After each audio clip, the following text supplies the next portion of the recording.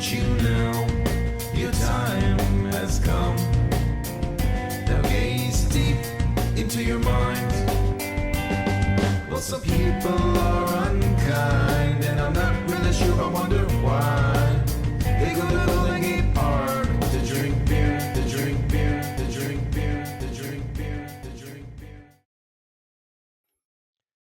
Hey everyone, welcome to the Full Pint Podcast. This is a show where we talk about current trends and topics in the world of beer with some of the most interesting, famous, and influential members of the beer industry. I'm your host, Danny Fullpint, co-founder of thefullpint.com. Today we are joined by Andy Carter, our president of thefullpint.com. But before we begin this episode, we'd like you to know that you can find the show on Apple Podcasts, Google Podcasts, and all the other podcast platforms out there. If you enjoy the show, we'd appreciate it if you would help support this podcast and keep it free by taking a half minute to leave a 5-star rating and share it with your friends. Also, if you could set up a bot to listen and download all of our episodes, that would help a lot too. Please follow us on social media platforms at The Full Pint. Now let's welcome back our president, Andy Carter. How's it going, Andy? Hey, Danny, it's spring is in the air. Black IPAs are getting released. It's getting warm in America, finally.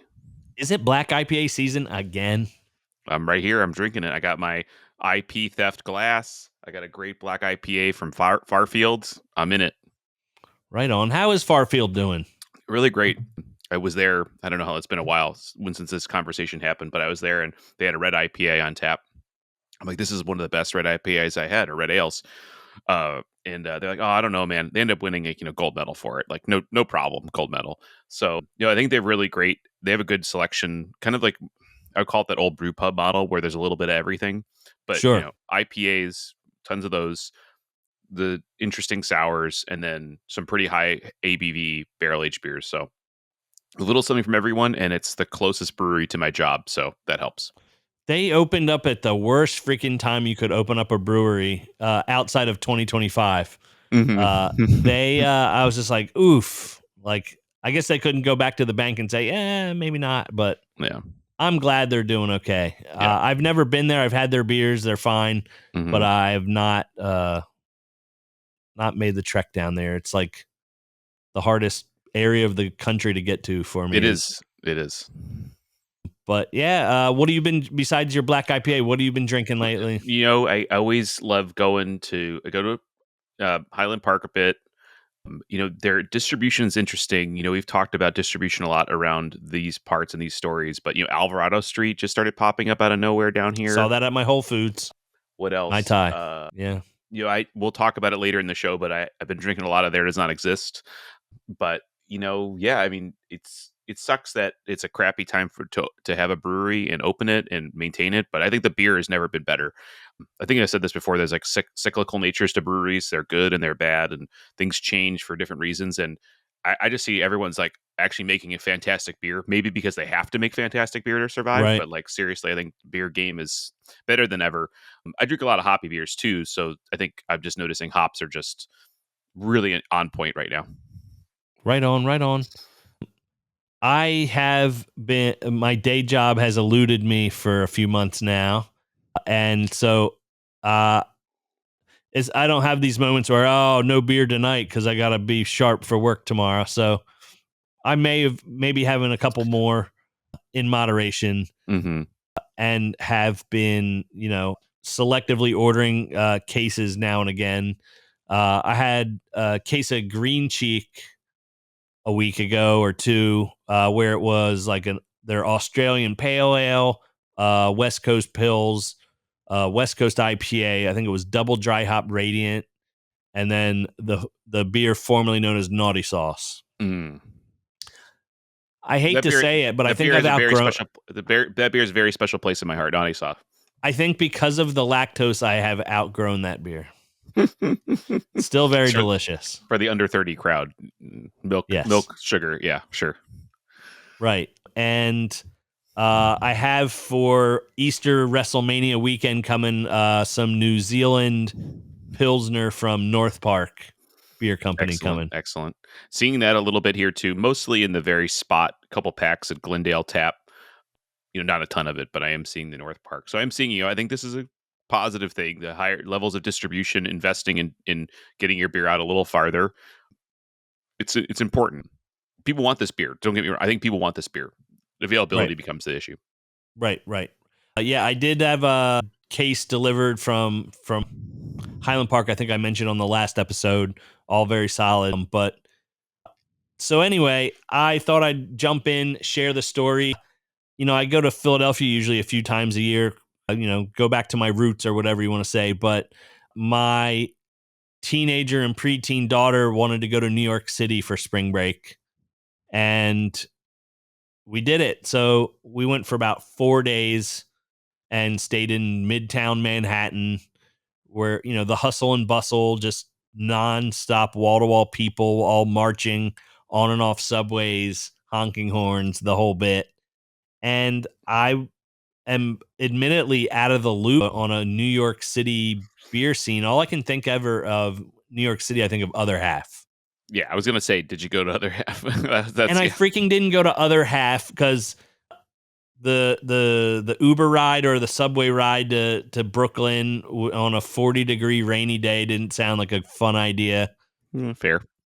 And so I think the first night I was there, I accidentally stumbled into a Philly bar with that Philly cheesesteaks, Phillies games, whatever, but they had Other Half Green City on tap.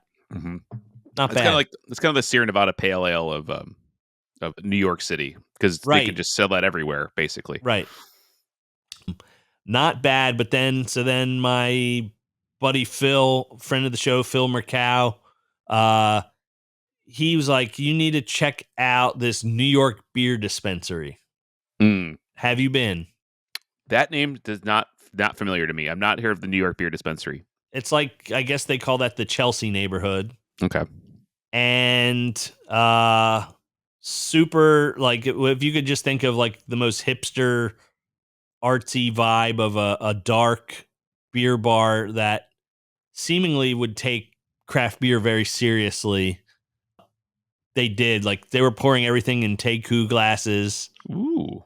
Yeah, I'm looking at pics here. Ooh, this is nice. Right, and I felt like, every time I see a Teku, I'm thinking like 2012 Lost Abbey, Treehouse. Just like it's that growlers. blurry picture of like Tommy Arthur handing you a glass, like, here you go, try this batch. Right. Yeah. Right. And it was like funny. So the first beer I picked was like a Human Robot Industrial Arts Hellerbach collab, and I'm like waiting for a tumbler or a dimpled mug, and I get a Teku, and I'm like already like, I'm not gonna be here long. But I stuck with it. I stayed there and drank, like, I think a fresh pour of Maine Beer Company, and some other just like hoppy beers, and I had a great time there. I was yucking it up with a New York firefighter of all things. Nice. Where he's like, yeah, I'm really out of the game, yet he's sitting here at this bar drinking a 15% stout out of a Teku. I'm like, yeah, you've moved on. I can tell. Yeah. I can see you really upgraded from Natty Ice. Yeah, most of my experience with New York is the Brooklyn scene, the Williamsburg, that area, and I'm just going through my list right now. One place I really loved was a place called Covenhoven, which was kind of a smaller, what I'm looking at, the pictures are similar, just a smaller facility, but super good tap list, all the beer to go, little outdoor patio space. But yeah, tons of places to drink really good beer in Brooklyn. You don't need to go to a brewery because there's not even that many breweries. Like, once you go to Brooklyn Brewery and Other Half, like, and there's other ones. I mean, Is there an actual Brooklyn brewery? Like, I know it's a brand, but is there like a place to go? Well, I mean, when I was there, I think they moved or created a separate tasting room, and the tour was like, you go around the whole thing, and then they sit you in a room. They basically lock the door and say, drink as much beer as you want for 30 minutes. It's pretty nice. It's actually pretty old school tour, but that tour was a few years ago. What other places? I mean, that I just love the Brooklyn beer scene because there's a lot of different cool bars to hang out in, and it's open late, right? So you're not like, oh, I got to drink a limited selection of things at 4:00 in the morning. Great beer is to be had all hours of the day, which is pretty cool. Nice. Have you done Blind Tiger? I think we went. I can't remember exactly, but I saw your pictures. Your pictures looked very familiar. We went to a lot of dinners. Yeah. We went to a lot of dinners. We ended up at random places. We probably went. Yeah. So anyone who's thinking craft beer's in a slump, Blind Tiger is wall to wall people after 5 p.m. any day. Now, as far as I wish craft beer was more diverse, you wouldn't find that at Blind Tiger at all. It was about 300 white males wall to wall. Yeah, sounds about right. Uh, That sounds like yeah. Manhattan. Yeah, exactly. Yeah, I got to try a couple of Hill Farmsteads, which I otherwise would never get to try. Hmm. I find it. I mean, could you guess what their output is a year, Hill Farmstead? I mean, it's what is it? Even 1,000 barrels now? It's like tiny, isn't it? Right. I'm just thinking it's just got to be like a status thing to put a couple 6 It's a barrels in lot. that. It's a lot. Yeah. Yeah. Yeah, it's a good question actually, because you think of these breweries that had these huge names not very long ago, and what is their actual output? Like, okay, you're gonna have their like core beers, which would be like still sought after. But I just can't believe it's a ton of beer. I mean, where is it being sold? Right? You can't Right. you can't have distribution without the number of actually volume. How did you think about the pricing there compared to the California pricing? I'm very curious. Everything was like a 14-ounce pour, $11. Everything was like Okay. about $11. And I thought I was ready for that. I wasn't shocked because I think I already have the callus here from Los Angeles. Yes. But, and then there wasn't a lot of, obviously zero West Coast IPA to be found anywhere, no clear beer. And I thought there'd be more lager, but I don't think that they're into that new wave of lager yet. So like there was like a Interesting. company called Wild East Mhm. that had a decent Czech style lager. I had a Lawson's Finest Liquid. They called it a Czech Pils. It was horrible, and I've Mm. always loved Lawson's beer, so Mm. I thought that was interesting. I had a barley wine from Mast Landing that was a banger, Nice. 15%. Ooh. Started smacking my kids around the hotel room. I'm like, what are you doing, Daddy? Shut up. And so, yeah, here's the wildest one. And I hate that this is going on the record. Goose Island makes a mass produced hazy IPA Mhm. called Bear Hugs or Beer Hugs. I've seen it. It's fucking good. Is it? I I had couldn't one. believe it. I went no, see, I think this past Christmas, so this Christmas season, my dad turned 70 and we did a big surprise for him. I did a big video and he was in Florida at the time. And so I'm driving around Florida and, not a ton of places drink good beer, especially where he was. So I just went to like the convenience store. I'm like, oh, they're doing like 19.2 ounce cans. It was like all like line pricing. So like it didn't matter the alcohol. They're all the same. So I'm like, all right, I'm Sure. going to take all of these home and just try them because I'm on vacation. Honestly, I thought the Goose Island one was the worst. I couldn't drink it.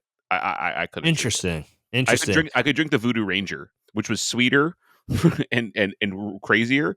I did not like the. I did not. So like here's the what Goose I one. think. Here's my hypothesis.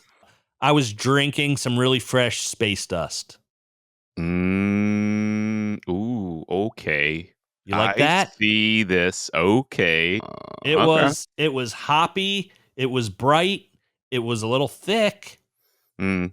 But I was like, I was ready to not like it at all.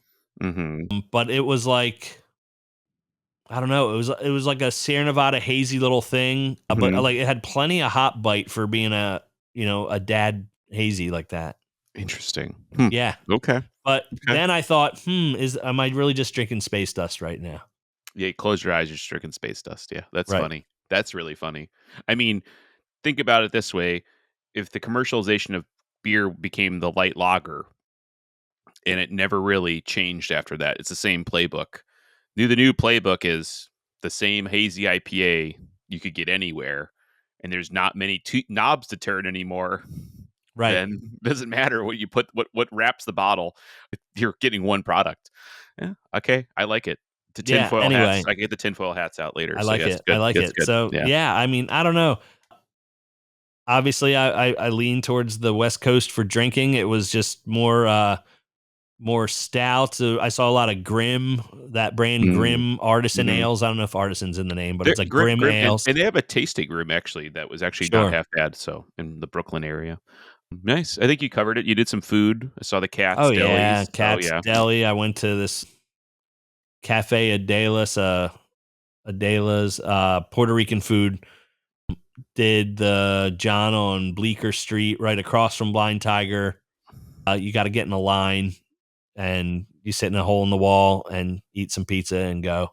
Was that the limited pizza, the only pizza you did? Did you do any like of the hype train pizza places?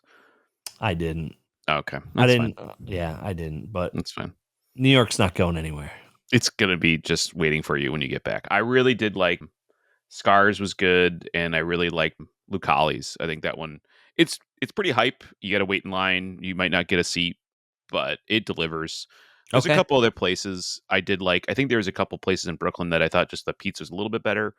And I you're gonna give me shit for this one, but I think Los Angeles is actually getting some good pizza places. So We are. And it's so funny is that what is it? Prince Street Pizza's everywhere now, yeah, all over the country now. And that's a fun gimmick. It's definitely not New York pizza, but it's good. It's a good bite of food. yeah, nice, fantastic. Yep. So let's see here. Saw some news the other day. Maybe we can talk about this. Mm-hmm. There's two breweries up in Northern California. One is called Fort Point Brewing. The other is HenHouse Brewing, and that's out of Sonoma County. It might be in Sonoma proper. It's not very far from Russian River whatsoever. It's very Right. close. Yeah. And so I've had Fort Point. I went on with my family. They called it it was like one of those old Volkswagen buses tours around San Francisco. You get to see Mhm. Uncle Jesse's house on Full House and all the other stuff. And you stop at a couple spots like Golden Gate Park, and they had some Fort Point beer there as part of the tour. It was drinkable. And Hen House, I've not got to try, but I had one of their owners on years ago here on the podcast, Colin McDaniels or McDonald. Sorry, Mhm. Colin, if you're watching right now, I'm sorry. And I know that they were kind of pioneers in the sense, or they were kind of like the new wave of carrying the flag for freshness. Where Mhm. he discussed on our show that they were real crazy on the cold chain, 28 days or less to enjoy. I also know that they were on a revolving proprietorship then. So let's say they were on the show about, now probably about 6 years ago. That was interesting kind of footnote that they didn't have a full grasp on their own facility at the time and that they were Mhm. sharing resources then. So I guess the news that came out is they are kind of merging, a little bit of nothing's going to change speak in their announcement. Nothing's going to change at all. Everything's going to be the same. And by the way, the Fort Point production facility is closing, Yeah. but I've been nothing's to changing. I've been to both breweries and I liked both. I always thought of Fort Point as more of a brand over a brewery. Hen House being the opposite, a brewery over a brand. Though they did do the kind of paper chasing type things. They made a triple IPA around the same time Pliny Younger was coming out. I Is mean, that Big Chicken? big chicken. And so I think, and I actually have interesting perspective because my buddy Felipe worked at Fort Point. Now he started his own brewery in San Jose called Foxtail Fermentation, third anniversary this year. And he was production manager, or production line, or lead brewer for the Fort Point facility. And so we would hang out at the brewery like super late at night, like 11 o'clock at night, because he was just a 24/7 operation. But it's like super slick marketing, super slick packaging, pretty good beer, diverse beer selection, kind of more diverse than you would think. And I can see the appeal. If you read the articles, they're saying like, look, costs are going up, potential impacts from like tariffs or just like supply chain problems. Like everyone has supply chain problems for every ingredient. How do I combine? And I think it's rare, though probably going to become less rare, that a set of owners can agree to merge. Many times mergers occur because someone wants to leave, they want to get liquidated, and they're going to go do something else. Right. And it is cool to see that at least the press releases, I agree. They said nothing will change. Everything's the same. It is good to see at least the entire ownership is staying put. They're going to merge, straight merger. No one's name is going away. It's called HenHouse 4 or 4 HenHouse. Yeah, I mean, positive for both brands. I think it just comes down to did each brand want to do something different, and now they have to do the same thing, or are they going to be able to keep being themselves? Well, that was Yeah. that was the speak in the press release. So down here, Southern California, we don't get either beer. Well, I would say that Trader Joe's would get random 6-packs of Fort Point. Yes. And I think it was like they had like a canned Kolsch or We have a KSA is KSA. like a dark lager, and there's Schizo or Skinzo. There's like a hazy, like it's called like Party Animal or Animal. It's called like Animal. So it's like brands, but they're like a little different. Like Right. it's like a little off. I from what you recognize would- them. Yeah.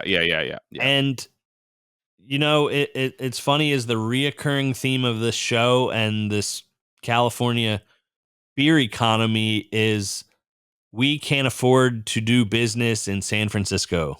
Mm-hmm. Yeah, there's a lot of that in this Anchor, episode. Cellar Maker, Speakeasy. I mean, pretty much anybody who tries. It has been engineered, financially engineered. The down San Francisco proper, much like parts of our great city, Los Angeles, have been engineered to not allow light industrial manufacturing to thrive. Right. The rent is, as they say, and too damn high. The rent is too damn high to support these things, and so yeah, I mean it's true. I'm also just not surprised. We still haven't figured out the new chapter of Anchor yet. I'm still waiting to hear about that one. But what's his name? Jay Brooks teased something at the beginning of the year. He's like, I can't talk about it, but here's 10 things I know. And it was like, okay, well, yeah, they're getting things ready. They're retrofitting. They're okay. Mm-hmm. I'll see it when I see it. And well, there's just people just hanging on, waiting for them to come back, and no, they're not. So I mean, if it's going to become more of a place to have a beer versus make a beer, it makes sense. I guess I'm a little surprised people hung on to San Francisco this long for manufacturing. It's just expensive. I mean, why optimize your costs, and as long as you can keep the contacts you have. I mean, it's kind of like saying, hey, a locally brewed beer, but we make it in Minnesota. Like you start that slippery slope of contracting at that point where you're just like, I can't support with my own facility the beer that they sell in San Francisco. It's not a San Francisco beer. Then what is it? So right. So changing gears. Anyway, I mean, we'll keep an eye out on this one because it usually is like it's going to go one of two ways for this new merged company. But on a brighter note, you're over here making moves, making collab beers. Yeah. Didn't even call up the boss. Didn't break me off my cut. I know I didn't give you the exclusive, but we're here now to talk about it. So all right, so give us the details. So I've mentioned the show before. I live in Silver Lake area of Los Angeles. We go to a bar called Walt's. It's a bar in Eagle Rock. It's been around for a while. It's a very simple bar. There's pinball machines. There's great craft beer. There's hot dogs. You really can't go wrong. Been going there for many years, and I've talked to the managers, patrons. I really wanted a beer for the bar, like a white label beer or something that we could create.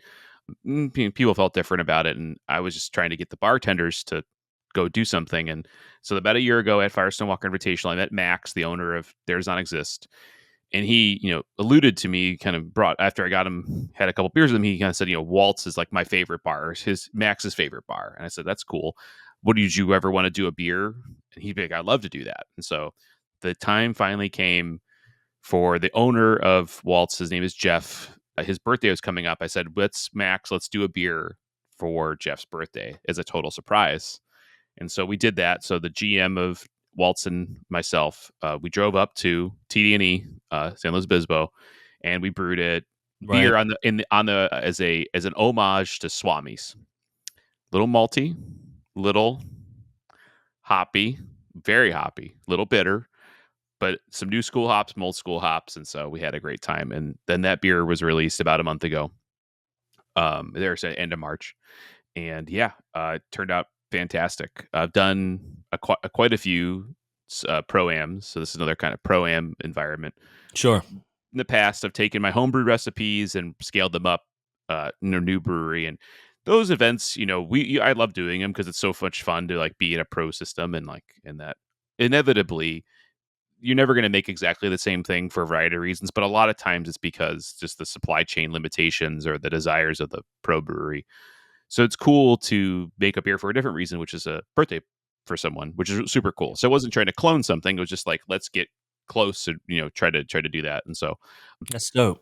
rave reviews, everyone loves it. I hope we can bring it back. Hope and make it a seasonal. Really turned out great. I would think that should be a year-round house beer at this point, for real. That's what I say. Funny.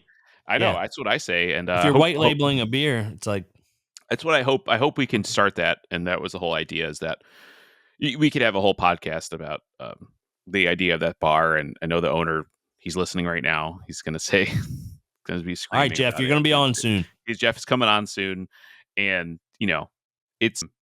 it's a really great story. If I say any little thing about what Walt's is this kind of place where the brand is the ecosystem, is the people, and it's all together and it's all amazing. And it's really that's awesome. I need to get my ass out of the house.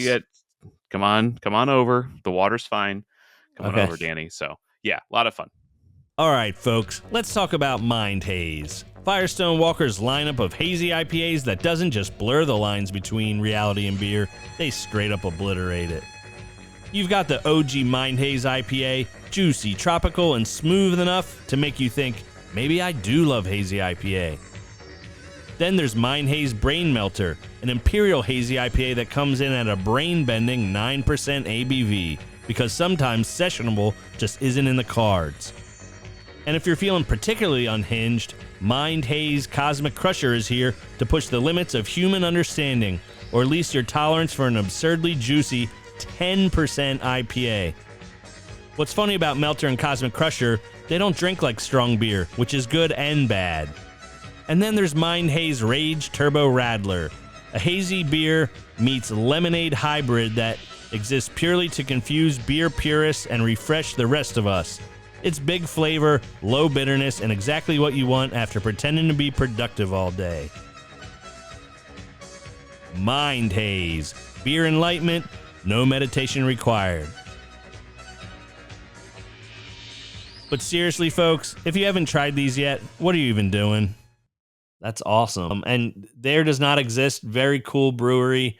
My buddy used to work there, Bags. Tried to get Bags on the show. He's moving too fast. He's making too many moves. I think he works for Creature Comfort now. But cool company, great beer. And I would think that, they're not rookie. They're not in their rookie season anymore. I'd say they're about 5-6 years old by now.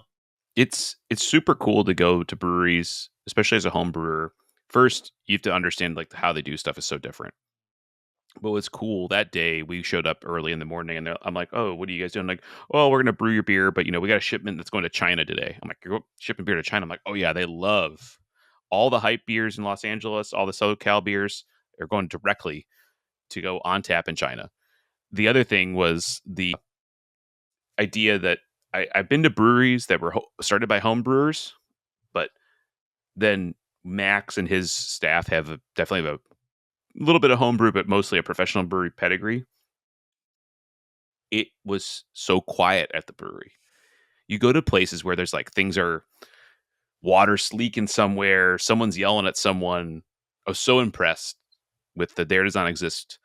It was just quiet, just like calm and collected the entire day. Very rare and very cool to see, because it just tells me that they really have their things locked down. So very cool. I really just need to stop by on the way up to Firestone. It's worth it. They have tons of beers on tap. I was actually very impressed, like twice as many beers as I thought, and plenty of cans. So they're brewing a diverse selection. Now it's like diversity within a style category. So the lagers are deep, the IPAs are deep, but I think there's a lot of diversity within those styles. So it's pretty cool. Right.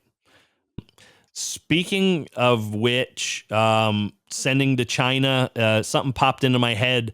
Side Project Brewing is silently expanding everywhere. Interesting.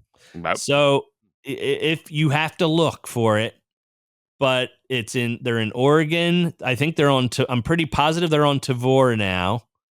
They sent tons of beer to Wisconsin. They've sent tons of beer to New York State. Mm-hmm. And that's just a short list off the top of my head. And it's interesting play. And I mean, and I don't know if you know this, if you follow Side Project at all, they stopped calling their clean beer Shared Brew. They used to have like a second label. There would be Side Project where the big fancy bottles. Mm-hmm. And then if you get a lager or an IPA, it was called Shared Brew, Shared Mm-hmm. Brewing. Mm-hmm. They're all just called Side Project now. I mean, I guess it's interesting because there's perennial, and then there's side, and then there's a side project of a side project. I guess there's a lot of Perennial and Side Project are not the same company. Okay, they're not the same company. Okay, for some reason in my head it was they There were was, related. I think, some early synergies. But it's interesting. This company, Side Project, has, pardon me, folks, slowly expanding in Hmm. in markets, and it's interesting. I'd like to see how it goes. I don't know if it's a case of too much mixed fermentation beer in stock, just trying to find some places to put it. Hmm. But I know that people are still very interested in those strong barrel aged beers they make. Yeah, this is kind of giving me some brewery vibes. There was Taru, there was Offshoot. And the chapter is not closed on the brewery; it's still around. It's just something I'm participating in. Right. You worry as a consumer, maybe not as a consumer, maybe as a prosumer, someone that's more advanced. Like, what is going on over there? And Right. what's the game plan?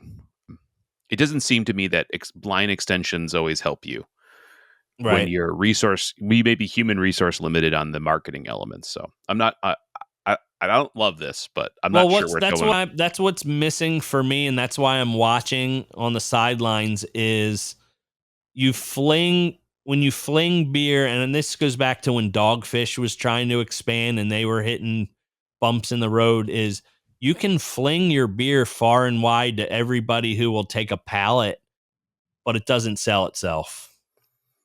It's probably the next good chunk of the future is beer. I mean, maybe the year. I don't know if there was a year, but there's definitely a year that we have crossed past, which is beer cannot sell itself on average.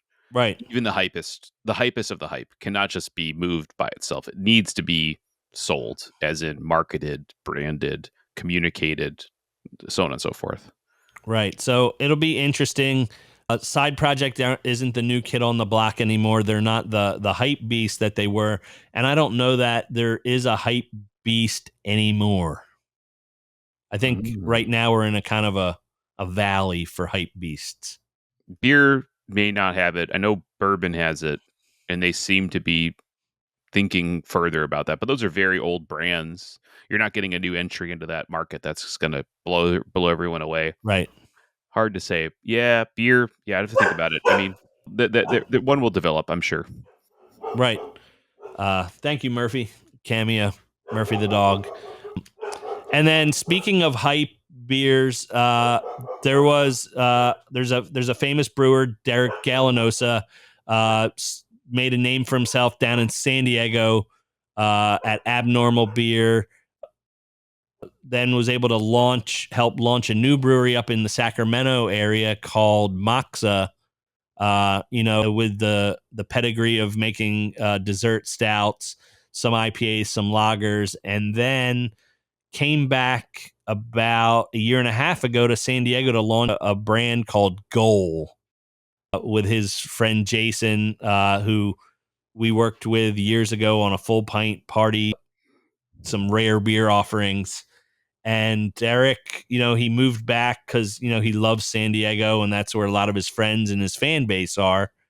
And their first move was to go into the brewery igniter space, which I think we've talked about plenty on the show, is this weird, almost mafia style business model in San Diego where you can rent a storefront with some brewing space, a brew house, and the end state is having to move out of said incubator because the rent's too damn high.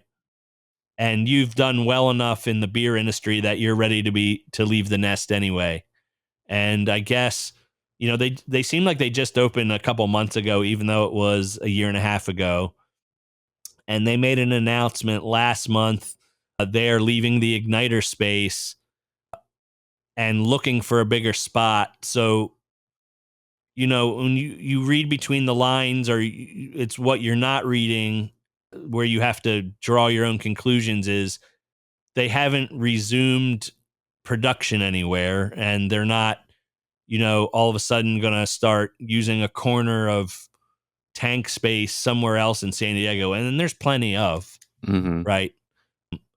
And then, so they emptied out the Igniter space, and then Derek made a very public post that he is stepping away from the craft beer industry.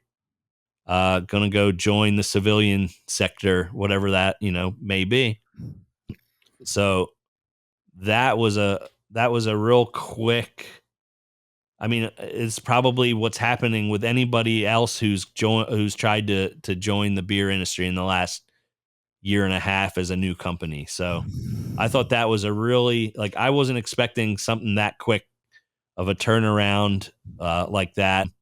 In the San Diego Beer News, the owner, Jason, said they're looking for a bigger spot. But what's interesting is half of the brand was, Derek. So I don't know what that means for the company. Yeah, that's tough. I mean, I saw some of the bartenders, some of the more social media bartenders post like, I'm out of a job. We don't have a brewery anymore. So we can't really, the brewery is not, the press release might say one thing, but, the reality is there's no more brewery.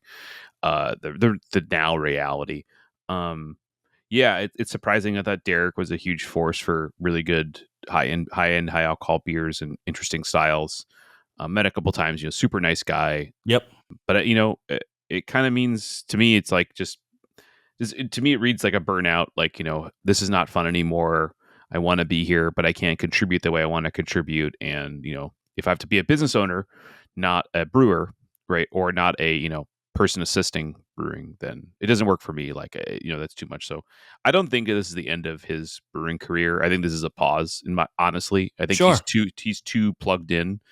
The once, just like Godfather, I thought I was out, they'll pull me back, and I'm sure he'll get pulled back in. Right. I just think he needs opportunity. He needs a sabbatical, and he needs to eat a couple burritos, get some San Diego burritos in him, and he'll be back. Or otherwise, he's going to start a burrito company. That's all I could think of him thinking about. I'm here for that as well. So but I also, of note, was some of the marketing that the brewery used was trying to go from the playbook of yesteryear, where it's like, come get in line for a release, or come join our society, or here's some rare beers. And I think there's some fatigue in that market. Doesn't matter how great the beer is. I just don't know.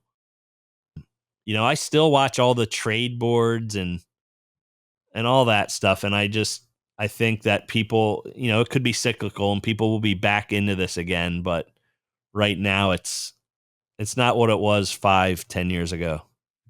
Yeah, and I think maybe there's a little bit of time. I think timing 100% is not on their side, but leaning in on certain things, cans, distribution, getting you in the brewery. Like, we know about him, or me and you know about him through him.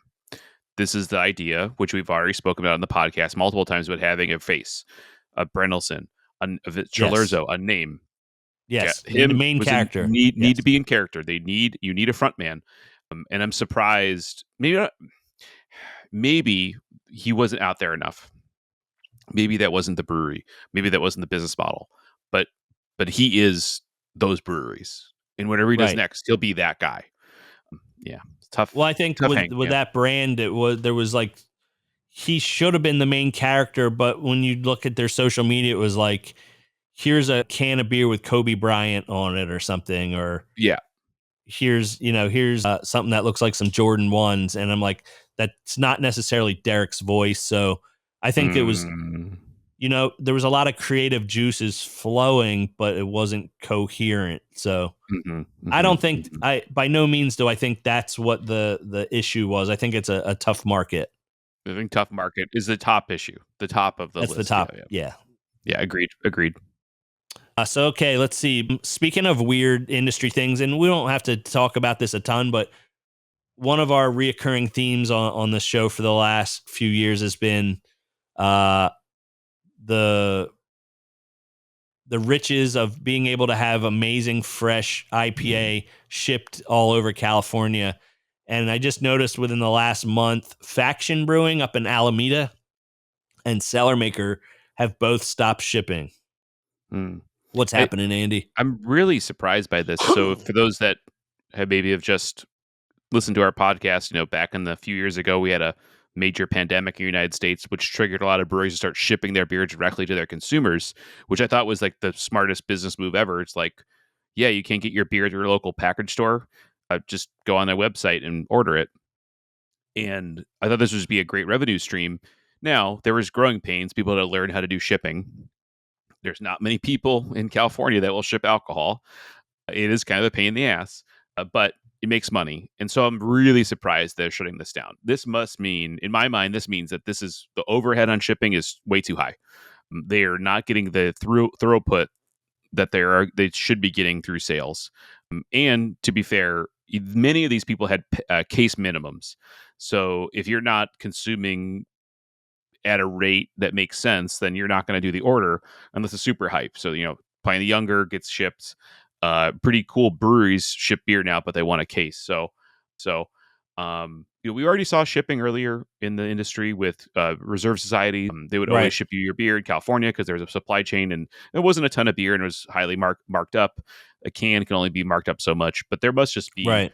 no more positive on shipping. Sucks. I really think this is a great opportunity, but the dollars and cents just don't add up anymore. So, Well, I do know the people that still are shipping have all are slowly moving off of GLS, mhm, GSO, because they're not getting the service that they think they should. And one of the main things they're paying for is uh, 21 and over signatures, which I hate, by the way, because that means I have to be home.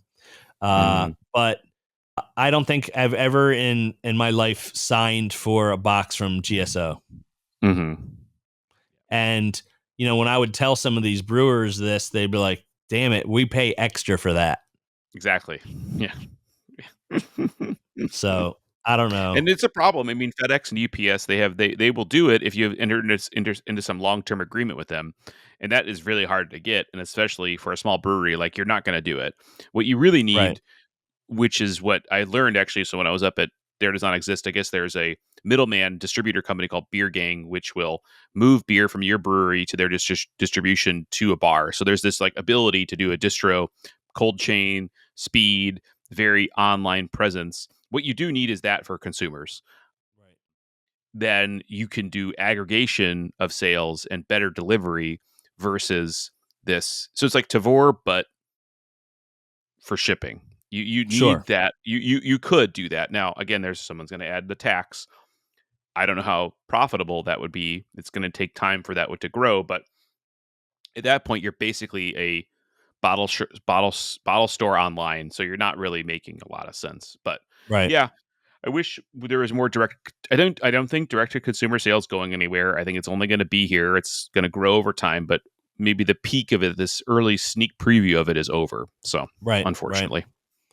Interesting one. I caught maybe a few weeks ago. It was like right before April Fool's Day.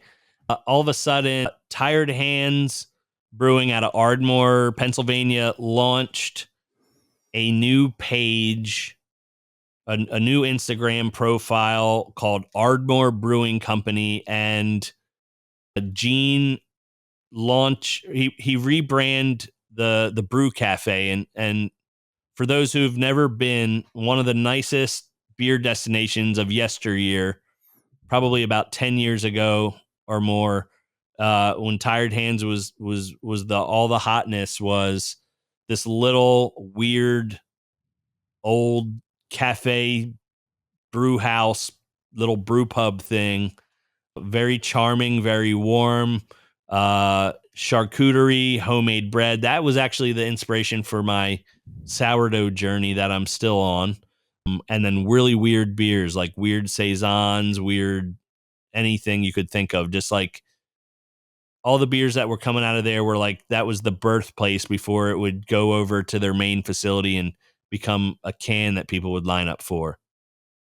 And I would say around, what was it, 2021, 2022, Tired Hands got into some scandals, some employee stuff that made it all the way to all the local newspapers with allegations that the ownership was not running the place compliantly, so on and so forth.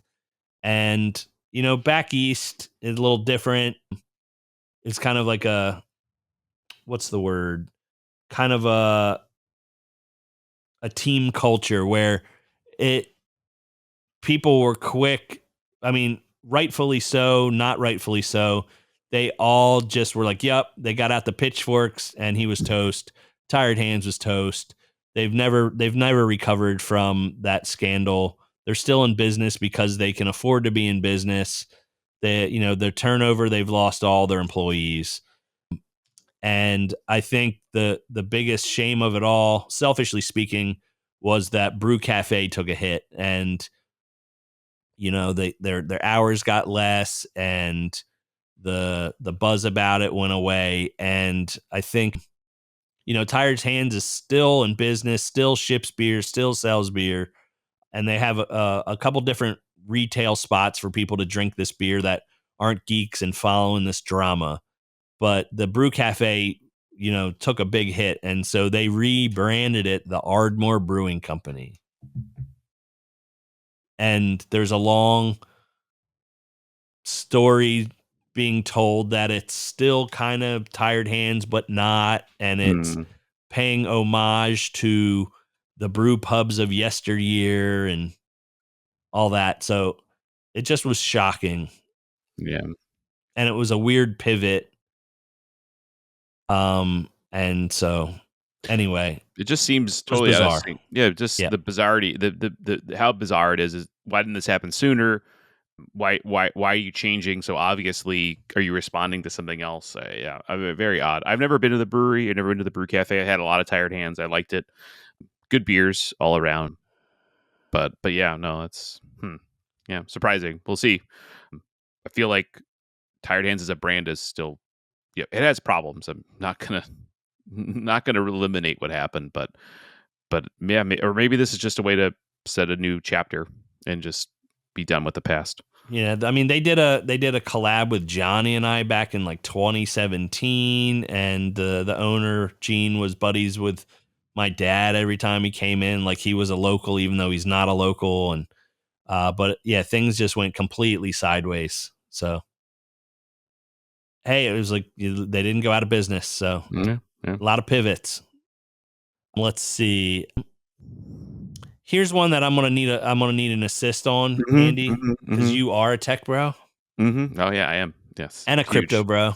Yeah, very big, very big. I'm very diversified. Yes. yeah, So and yeah.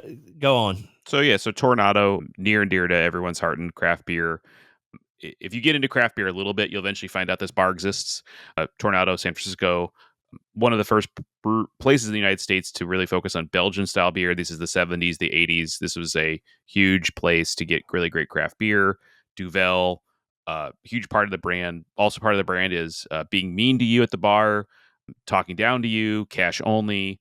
And in the Haight Ashbury district of San Francisco, which is not known for its, congenial manner, nor its, high end, upper middle class establishment. Recently, it was found out, or so also with the history of Toronado, spin-offs of Toronado have occurred. Was Seattle, San Francisco, Colorado. I can't remember how many. All of these spin-offs were. It was Seattle and San Diego. San Diego. So there's two spin-offs. San Diego is closed. I think the upper I think Seattle's closed. Yep. Seattle's closed. Each one could not be more different from the other, though they all have some connection of someone who worked at one of them and then said, "Hey, can I start another one?"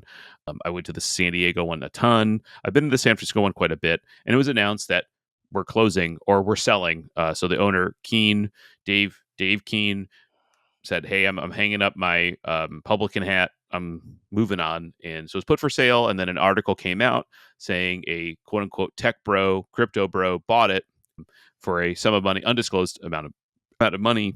And other people that wanted to buy it, that were locals, wanted to buy it and explicitly maintain what it was, were kind of caught off guard because they thought their bids were put in and someone came over the top. And so there's been writing about this, which is, you can read about it. I do think the writing is skewed to just not be cool with the person because they have some background in crypto. They have mentioned things about a Toronado coin and weird, I honestly, just completely irrelevant parts of the business.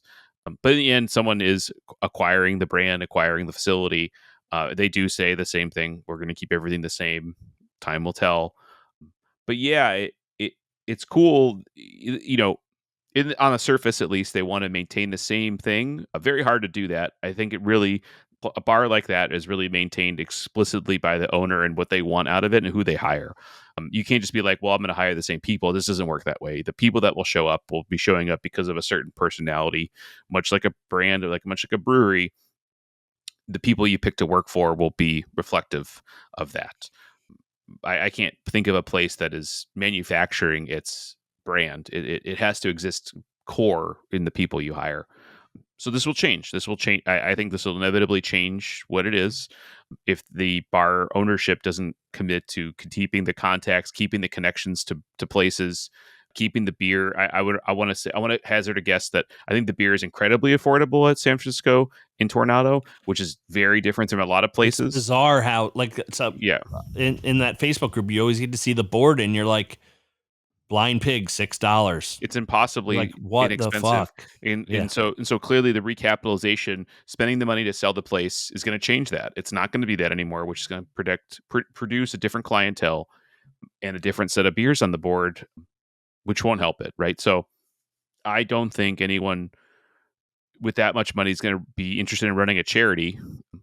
This is not a museum that's going to just keep selling beer for $6 for the rest of their lives. Right. It'd be great if they did. I doubt that. They're not, I'm sure he bought it to make money.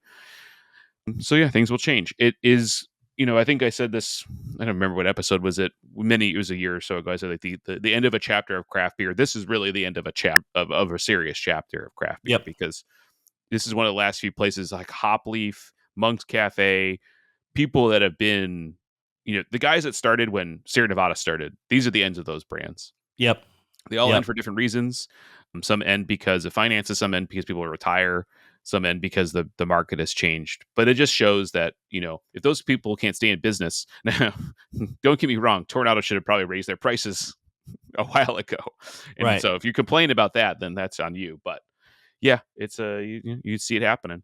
I wish them all the best, but I think the alchemy is off on keeping it what it was. It's going to change, and just as long as they can change it correctly, then they will maintain their clientele. Right. Anyway, I mean, that one article that was hitting Facebook real hard was so poorly written, and it was like they buried the lead to the bottom, where it was like they put all these outrageous things this new owner was going to do, and then kind of like at the end of the story was like, probably not. Yeah. It's like, just stop it. Yeah. Like, not the best. It was bad. Not the best journalism, but no. And this is from someone who's the anti-journalist. So yeah, the clickbait is strong. Yep. Yeah, I think all I have is just one more piece of California item. Hit my inbox the other day. I thought it was like a trip down memory lane, which is a lot of the news popping up these days. 50/50 Brewing out of Truckee, California, which is up in the Lake Tahoe area. So I would say on the early journey, there was this company, 50/50, had this bottles of stouts, which is like, got to collect them all, called Eclipse Stout. And every bottle had a different color wax depending on what bourbon barrel it was aged in. Mhm. And it was the hottest damn thing for like a year or two. I thought it And was then, longer than a couple years, but no, it stayed in yeah, your closet it's for longer. okay. Fair Come on. enough. Fair Well, enough. anyway, I mean, there was a point where it was like a pilgrimage for people that enjoyed that beer. They would go up to Eclipse Day or Eclipse Night and, ooh, what's the super rare? What's the RAR this year? You know, and here's the Pappy barrel, da da da da. And you had to stand around and pretend like you could tell the difference between these beers. And anyway, it was a lot of fun. Wasn't ever sustainable for what's the pivot? How do you get these sugar drinking monsters to now buy your beer the rest of the year? And I honestly forgot they even existed until I got this email last week for crowdfunding. But it was spun as great news and a great investment opportunity to help them launch another facility and all pretty much an entire whole new operation. Yeah, my friends have gone up there. They have a house in Tahoe. They rent a couple times, and they like going, but nothing to write home about.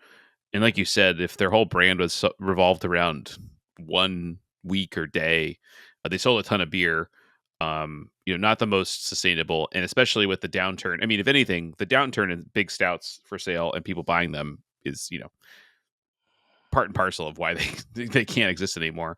I mean, they definitely were pioneers. I think that Todd Ashman worked there, Todd who was Ashman, yep, yep, big force, big legendary. legendary guy. You know, pioneering in the barrel aging. They weren't the first, clearly, but they did were one of the first to go through and go towards a specific type of bourbon, marketed as such. Like anything in brewing, the crazier the better, and in terms of diversity of selection or ingredient choice. So interesting. But yeah, I mean, I'm just completely not surprised that this is just the story that's going to happen with many breweries in California, especially that's a very tourist driven place. Imagine like a Kern River or anything in like Sonoma, where maybe the population would attend and go, but it needs the tourism. Like imagine like Russian. What would Russian River be without tourism? Like, I mean, I think I it would don't not. know. I don't know if we would even be communicating about it as much if it didn't. Yeah, So that's a good point. yeah, so there's a thing there. But then again, the average consumer would never know 50/50. It is really a nerd brewery in that regard. So Right. Right. So yeah, it'll be interesting to see lots of crowdfunding still popping up. Like Brewery West is still doing something weird once a month where they're like doing a pump fake on closing. Yeah, it's just it's weird times right now.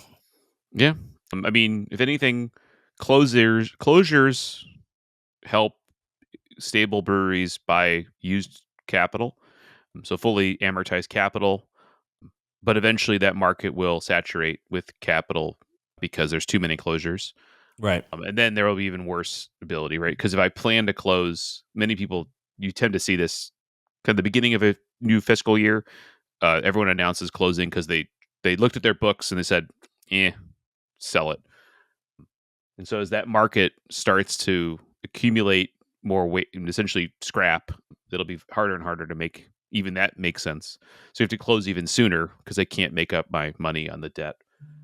But yeah, I mean, I think I do see many breweries though getting into food, making the place more hospitable, so more willing to go out and spend the higher dollar amount. But it'll be tough. Like I said at the top of the show, I think everyone's beer is getting better, which is a positive for everyone, and I think it's getting Right. better because they have to take it so seriously. I think that there weren't. I'm not going to say people weren't taking it seriously before, but they are putting the processes in place to make sure bad beer doesn't get out the door, so that the consumer doesn't ever even think of a negative experience. So And speaking of which, I know we're just about wrapped up, but I saw yesterday was flying around Angry Chair out of Tampa, Florida, right? And there's only one thing they're known for, even if it's not fair, is these gigantic adjunct stouts. mm-hmm. and I guess they got a couple batches out that were completely infected, and they're making right by it. So there's nothing worse than the brewery that are denying it and saying, "Oh, we lab tested it. There's no way," or "It's supposed to be tangy," or whatever. It's a sour barley wine. Haven't you heard of that, bro? So yeah, Angry Chair's eating it, but it's this is not the time. No. And you would think, I mean, back when I was there, it was almost like in a residential area. Have you ever been to Angry Chair? No, I never went. We only just tried beers because I knew so many people in Florida. We would just open those bottles up. I never went to Angry Chair. Right. And I've had a few pours, and it's not for me. It's just too sweet. It's like very sweet, but I don't know how a brewery that size can afford the QC, the lab. I don't know what it looks like how big of a brewery you have to be to pasteurize your beer. Do you know, Andrew? Off the top of my head, a lab is not that hard to come by. I think the right staff, I think that's a key hire. That's a cross-trained hire. Right. Pasteurization definitely is expensive or can be expensive, but I guess in that case, what you're saying is, am I monitoring for a problem, which would be the QC, the cheaper option versus never letting a problem happen, which is pasteurization. I think they do sell. I mean, you can buy a flash pasteurizer. Especially, I think if you have local breweries where maybe there's a bigger one, like, hey, can I get some time on the pasteurizer, where you're bottling it and then bottling it and then pasteurizing, which I know is available. I think it's maybe not the optimal method, or is it in-stream pasteurization? It is an opportunity, I think, for those bigger breweries to help the smaller breweries out, make sure they make their buck. In general, though, if you look at the history of this, Goose Island Brewery, Cigar City, all these companies went through a period where they're like, okay, if we don't upgrade, we're hosed. But they also had to put better processes in place to prevent infection. Right. But I think if you look at all of them, they all went to flash pasteurization at some point. So, private press pasteurizes, and that's not a gigantic operation by any means. There's probably a simple system to do that. Yeah, but you have to invest in it. Yeah, 100%. Yep. If Brad can do it, so can you. Exactly. Andrew, we're done. We're out of time, man. So hit us up at Walt. Come by and have, we call it Don't Tell Jeff, because we didn't want to tell Jeff we had to buy a full batch of 15 barrels of beer. It's also called Right Down the Line. So come and try the IPA.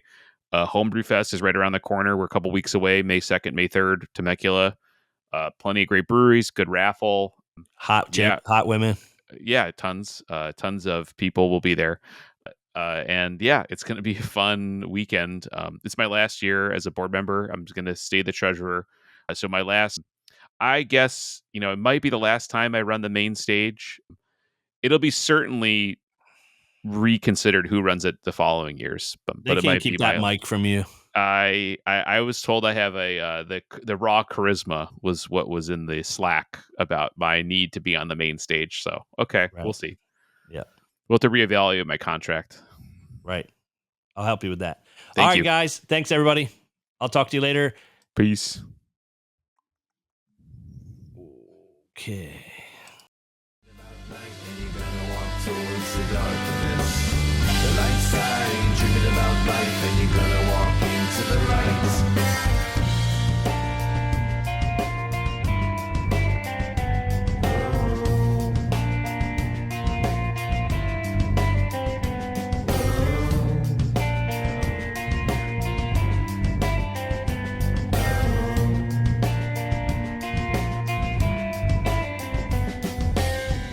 Well, don't you know that the reason for all life is the sun in the sky? I gotta stop wondering why. I had some stress, but it's gone. Didn't know what was wrong. Not really sure what we have to hide. Have to explain the need to get by. 'Cause everyone dies. The dark side, you're thinking about light, and you're gonna walk towards the darkness. The light side, you're dreaming about life, and you're gonna walk into the light. The dark side, you're thinking about light, and you're gonna walk towards the darkness. The light side, you're dreaming about light, and you're gonna walk into the light on earth.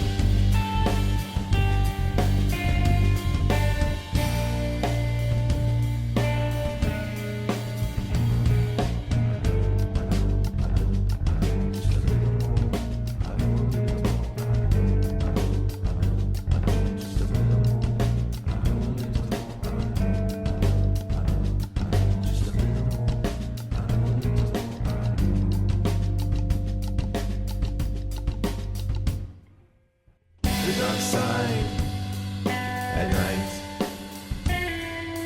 The light side of life. The dark side